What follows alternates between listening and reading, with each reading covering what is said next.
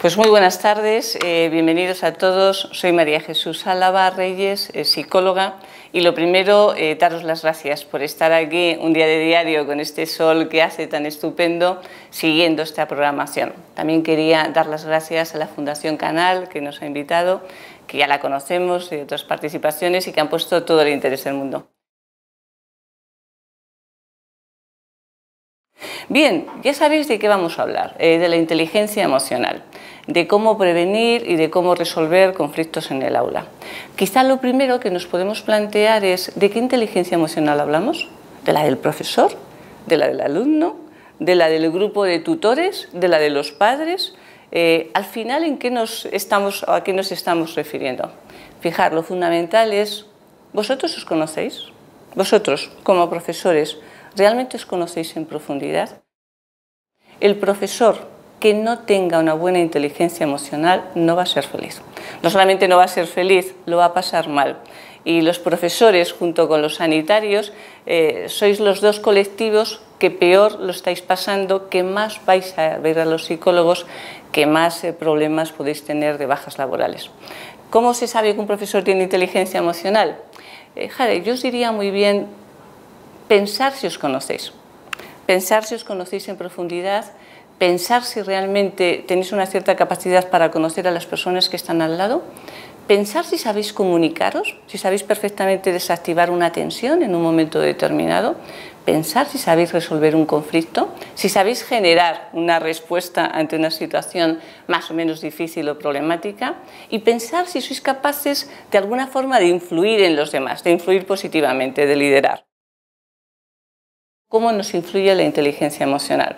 Mirad, si hay algo que tenemos muy claro es que el autocontrol emocional, la capacidad realmente de conocernos a nosotros, de controlar perfectamente nuestras emociones, influye enormemente en el aprendizaje.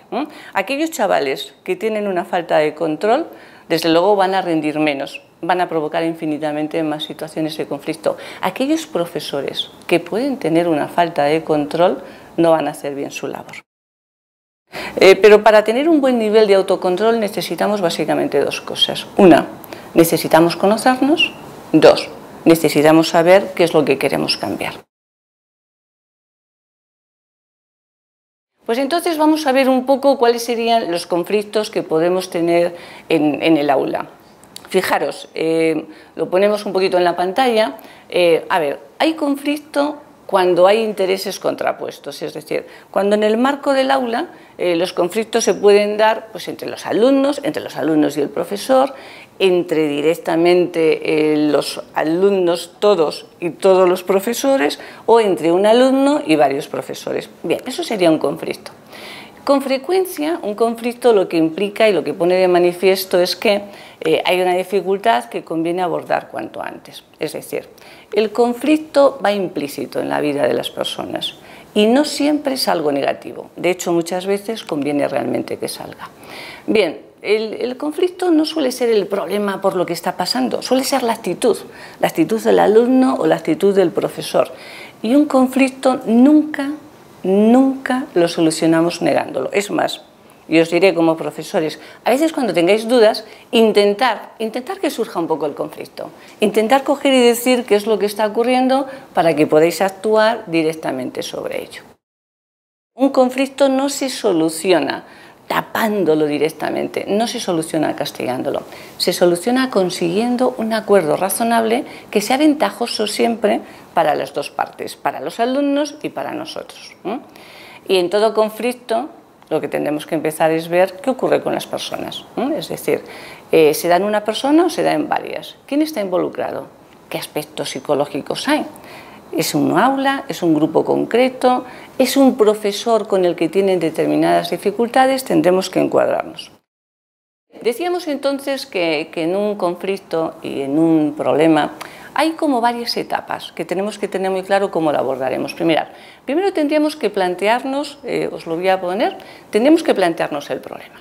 Es decir, tenemos que ver un poco qué es lo que vamos a afrontar, cuáles son las causas, cuáles son las alternativas, y a partir de ahí nos tendríamos que pensar qué estrategia vamos a seguir, cuáles son los pasos que vamos a dar, qué seguimiento vamos a efectuar de esa estrategia que hayamos caminado para ver si nos está dando buen o mal resultado. La conflictividad, las áreas de conflicto, sabéis muy bien que pueden ser, os lo ponemos básicamente en el área personal, familiar, social y educativa. Pero dentro de esas áreas, ¿qué influye? Por ejemplo, a nivel personal, hay un tema que muchas veces me preguntáis los profesores. A ver, ¿los niños nacen difíciles? ¿Los niños los hacemos difíciles? ¿Es la familia la que más contribuye? ¿Es el medio escolar? ¿Qué es innato? ¿Qué es adquirido? Evidentemente hay una serie de factores con los que nacen. Y chavales que nacen ya con un temperamento con cierta dificultad.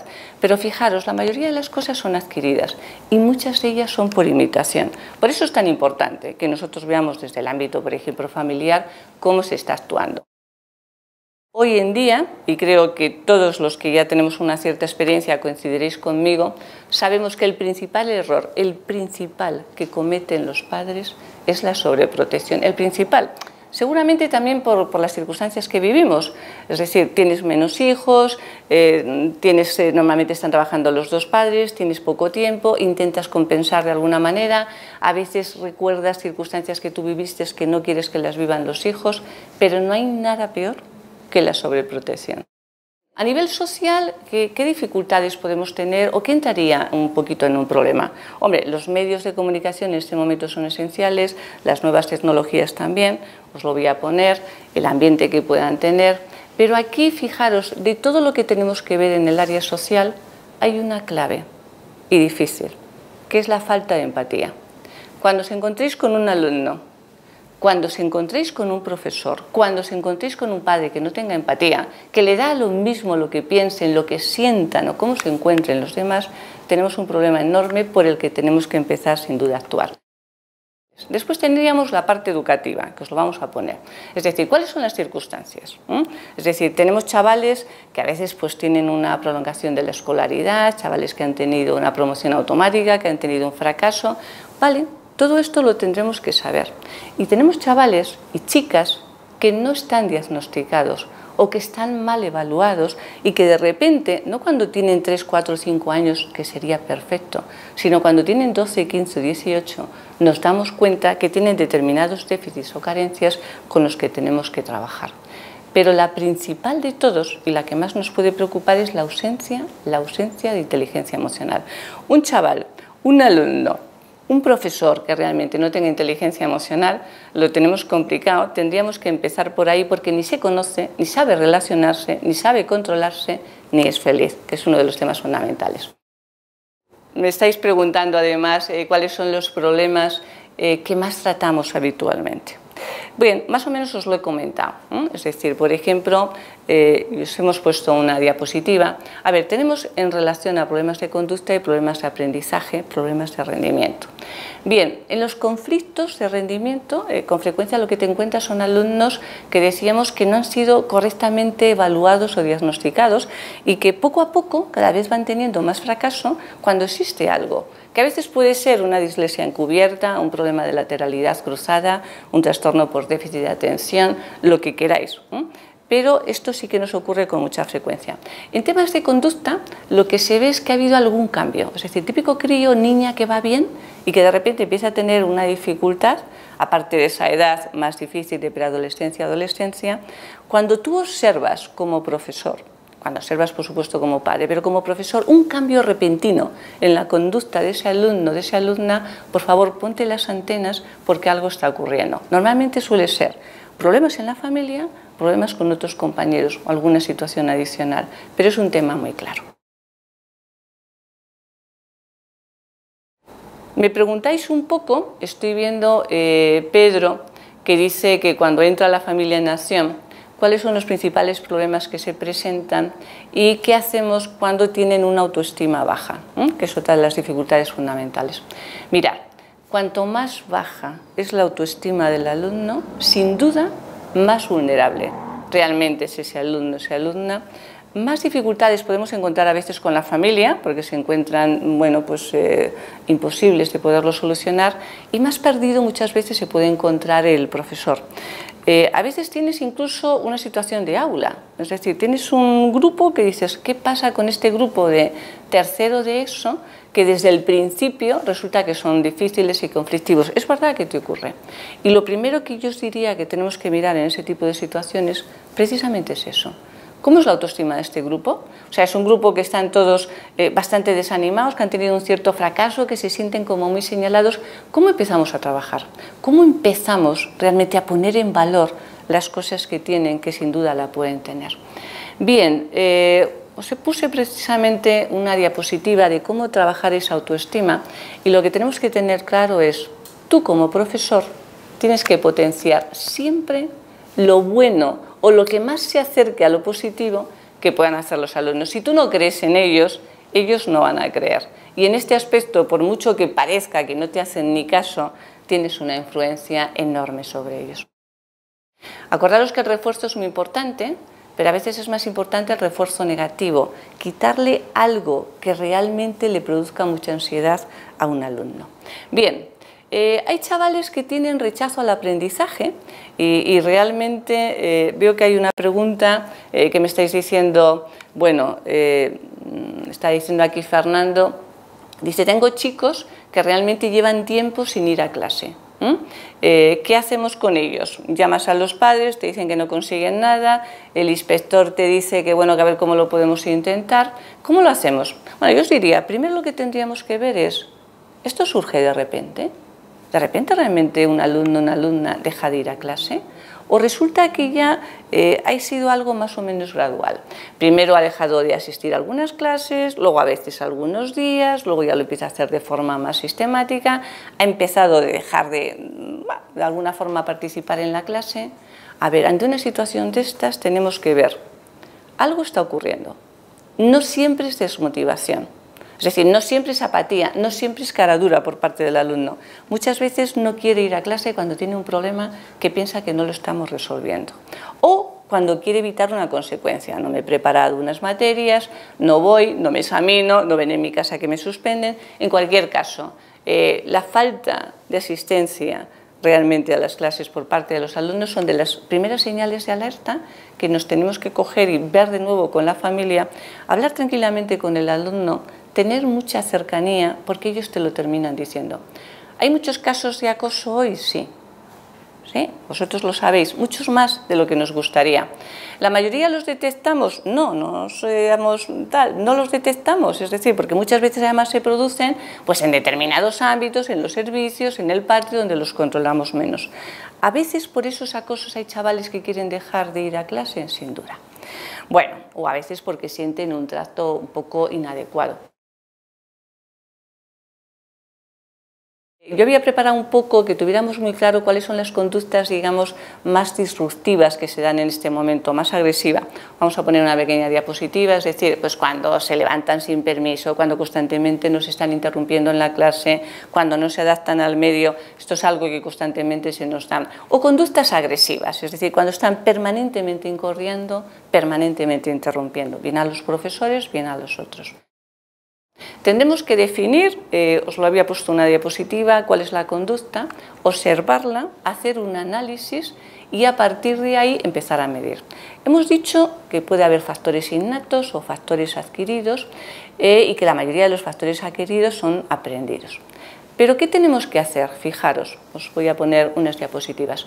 Si tenemos una conducta problema, tenemos que mirar cuáles son los términos de esa conducta. ¿Qué es lo que observamos? ¿Cuáles son los términos objetivos para que lo podamos medir? Mirad, os pongo algo como muy concreto, es decir, a la hora de abordar un conflicto lo que vamos a hacer es determinar qué es lo que vamos a evaluar y a partir de ahí haremos ese registro.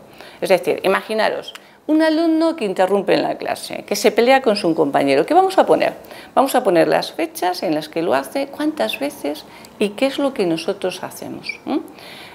A continuación, lo que haremos será ver qué mantiene esa conducta, qué es lo que ocurre antes, qué es lo que ocurre durante la conducta y hay o no hay consecuencias. Y a partir de ahí tú decides cómo intervienes. clarísimamente, es decir, ¿qué técnicas voy a desarrollar? Le voy a hacer un refuerzo, le doy economía de fichas, moldeamiento, ¿qué tipo de intervención? Si analizamos muy bien el caso, tendremos muy claro qué es lo que podemos hacer y tendremos bastante éxito. Sabéis que uno de los temas más claves que siempre decimos los psicólogos y que vosotros comprobáis es el castigo sirve para poco, en muchos casos solamente para que algo se deje de hacer, pero no para poner otro nuevo. El refuerzo es fundamental, pero el refuerzo hay que saber darlo, es decir, no vale decir siempre muy bien porque pierde esfuerzo. Es decir, os vamos a poner un poquito una diapositiva, cuáles serían los principios de ese refuerzo, cómo tenemos que coger y decir, si yo quiero que una conducta cambie, ¿cómo la refuerzo? ¿Cómo la selecciono? ¿Cómo provoco el que vaya realmente a producir? En chavales, en chicas que llevan un fracaso enorme y que de repente parece que es como un milagro y el tema empieza a funcionar. Cuando a estos chicos, a estas chicas, yo les he preguntado al cabo de un tiempo y les he dicho, ¿por qué empezaste a ir bien? ¿Qué fue lo más determinante? ¿Qué es lo que ocurrió? Y lo que te dicen es, porque mi profesor, o vosotros, o mis padres, empezaron a creer en mí. Porque una vez que me di cuenta que creían en mí, di cuenta que yo también podía creer y a partir de ahí que casi lo que ellos me decían me lo podían proponer.